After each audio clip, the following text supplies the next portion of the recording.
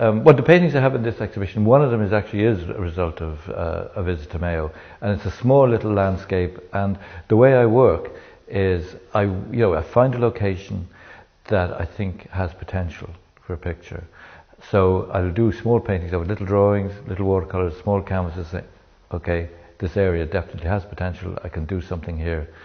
So the smallest painting I have in this exhibition is a little thing called Behind the Beach in Ballycastle. And there is a larger painting that was based on that, which carries an implication of a story or an unfinished narrative, whatever you want to call it. But this little painting is the sort of starting point for that. The other painting, I suppose the largest painting I have here is a painting called Winter Feed, and this has nothing to do with Mayo at all, actually. I've always had an interest in birds. I was a bird watcher as a child, and we lived in the country, brought up in the country, so you're really interested in everything that's happening around you in terms of wildlife and as I say, the business of living in a place. And that particular painting is a series. There's a horse in the background, and then there's crows, and there's a bucket. And clearly, what's happened is somebody leaves a bucket of feed for the horse. Crows flock in. But what was interesting about it, there was a series of paintings based around that actually. And one of the things that you notice if you take the trouble to sit long enough and watch crows, that there's a very definite hierarchy among them, and there's always one kind of alpha crow. These are rooks in this particular painting, but there's always an alpha one who seems to more or less, has first pick on what's being dished out or what's there.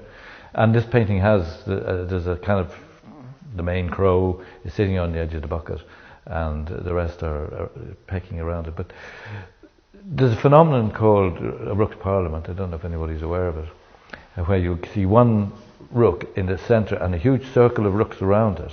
And there's obviously, there's some kind of judgment going on, and as often as not, the centre bird is actually picked to death eventually if whatever he's done, some miscreant. But so that, crows are interesting, and they're really bright, and so they're kind of interesting. They're good problem solvers. I have bird feeders in the garden, and they come and I watch them, and you try to set problems to avoid, them taking food from the younger, smaller birds' stuff.